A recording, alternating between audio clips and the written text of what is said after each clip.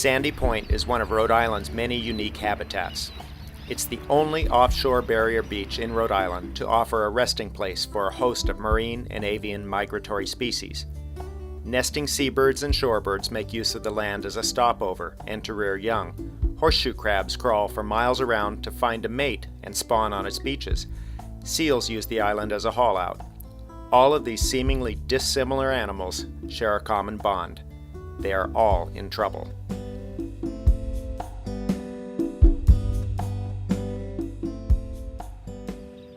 The safe haven that Sandy Point offers these unique creatures wasn't always safe. Up until recently, an unchecked invasive species threatened to wreak havoc on this fragile ecosystem. Humans. In their quest for recreation, humans were inadvertently transforming this fragile ecosystem into a hostile one. Leftover trash, domestic pets, and the proximity of humans and wild animals all contributed to a decline in island use by these migratory populations. In 2009, the Avalonia Land Conservancy, who holds the island in trust, partnered with the U.S. Fish and Wildlife Service under the Coastal Program in order to better manage the island by having more of a physical presence, monitoring certain species, and through outreach programs, better educate the public about Sandy Point. The Coastal Program works with our partners to identify, protect, and restore significant habitat for fish and wildlife. We're definitely a unique part of the Fish and Wildlife Service. We don't have any land that we manage. The National Wildlife Refuge System actually manages federal lands, and Coastal Program was designed to actually work outside of the boundary of the National Wildlife Refuge System, work with our partners, and really bring our expertise to the table to help our partners manage the wildlife effectively. People might be more familiar with the refuge system where they manage federally owned property. The Coastal Program is set up to work on partner property to really go in and try to help provide some assistance or expertise where there's a need and to try to find the balance for this wildlife on a more landscape level approach. The Sandy Point project this past summer is really a great example of that. We're working with Avalonia and other partners on this project, helping them strike a balance on the management of wildlife and people. And I feel like we have been able to really make a difference and really step up the work and see a response from the birds. So that's really exciting, and that's what the Coastal Program was designed to do.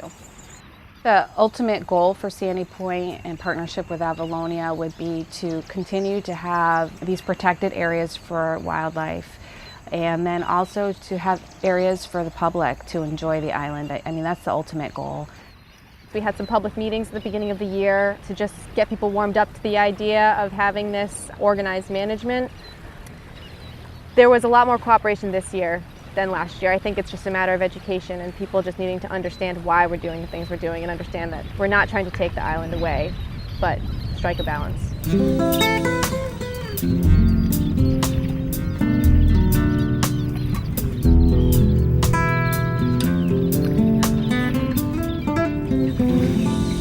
Biologists understand that predation plays a significant role in the health of animal species. However, since many of the birds that use Sandy Point are either endangered or threatened, scientists have stepped in to offer the birds a helping hand. Because Sandy Point is actually an island due to the 1938 hurricane and not a peninsula, persistent threats to this colony of nesting birds and fledgling chicks are not mammalian or reptilian, but avian. Large gulls have learned that small chicks are easy prey. Just a few predatory gulls can eat an entire year's brood in just a few days. The stack of boxes I'm sitting on are actually boxes that are designed for provide shelter against a avian predator or some other predator. So if the chick is out on the beach and a seagull comes over, they can run into these boxes.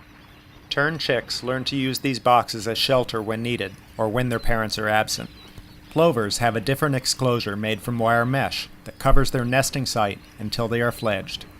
The gulls are a big pressure for all the birds, but especially if we want to get the least terns to come back. We had one pair of common terns that nested in that colony, so for those birds, that's really a big threat is the gulls. The birds are not entirely helpless, though. The adult terns take the invasion of these gulls seriously and repeatedly dive bomb and defecate on the gull in an effort to chase it away. The only other thing would be dogs that can be a big pressure for shorebirds. People would come there for walking and the dogs would go into the breeding areas, and then these little birds, they flew away, and then obviously the seagulls went after them and many were killed in that way. The birds can't distinguish between, you know, your dog you love so much and a fox or a coyote. It's the same threat to them, just the presence. So those are the two big things, I think, as far as threats to the birds or why they feel so much pressure. But this year is the first year I understand that they've had a wonderful breeding, lots of little ones, so we hope it is making progress, but they're after.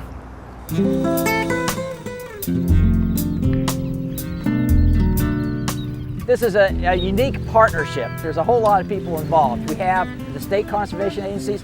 The Stewart B. McKinney National Wildlife Refuge is involved. We have the Partners for Fish and Wildlife program that is involved. We have the Coastal Program for Fish and Wildlife Service involved. We've had a lot of support from the branch of law enforcement for refuges involved. For Avalonia, it's been a wonderful partnership because prior to this we were really flying solo, as it were, trying to manage the island under the conditions that have been around for a long time. Anne Roberts-Pearson, president of Avalonia, has been wonderful in this whole project. She's so involved. She loves to come out herself and really see firsthand how things are going. And all their volunteers have really stepped up this year, and they've kind of helped us fill in the holes for when we needed coverage, enforce the rules, and just inform people of the new management and why it's important. Yeah. We were very interested in the island because we've lived here for 35 years and been going back and forth to the island in the summer, and have noticed the change in the bird population over the last 30 years. The island was becoming smaller, more and more seagulls were aggressively attacking the smaller birds, and we noticed a real decline. So when I read an article about it, the Avalonia Land Trust looking for volunteers to get the entrance to the island, I called and offered our dock and the whaler. The organization wanted to find people who would bring over the people to the island. And we started that, and we have been doing it up till last year when the Fish and Life came involved and they took over from then on. We took the intern over twice a week last year and the year before to study the birds at the island. For this particular island this year, it was better to work cooperatively and provide resources, provide expertise, and I think that showed that we had a lot of success out here. To educate the public and to really reach out and get community consensus is big. It's huge. And by ourselves, we couldn't get there. We just could not get there. So with U.S. Fish and Wildlife, a federal agency, this gets people's attention.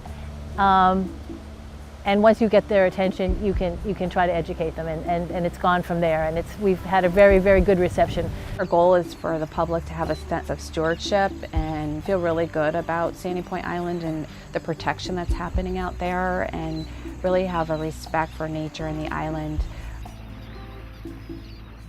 If we can have kids and families out there being able to see the birds nesting and to see the chicks out on that island, and then know that great work is happening and they can actually see it firsthand, that is really, really special. And this island was donated to Avalonia to be a nature preserve, and I think we're really fulfilling that purpose. I think we had a really successful nesting season. We were able to get out to the island more regularly, which let us protect some more of the nesting habitat. We could really identify where the birds were using early in the season. I think that really helped us give the birds a little bit of space early on to set up nests. The plover population tripled, which is pretty unheard of at any site to have an increase that large. We went from 2 pairs last year to 6 pairs this year. We had the same number of American oyster catcher, but we had excellent productivity. And we had a significant increase in least terns. We went from 9 pairs of least terns last year to 443 pairs this year. That's at least triple the entire Rhode Island state population from last year. So it was really great to see the birds respond to that sort of protection. But we were also out more throughout the summer, so we were able to talk to people more and really do more outreach. We really want to find that balance between people and the wildlife. And we were able to show people the wildlife more so they could really see what was being protected and hopefully enjoy the birds out there as well. They are a national resource, they're everybody's birds. We want people to be able to go out and respectfully enjoy the island and the birds. I think we had a very successful season finding that balance.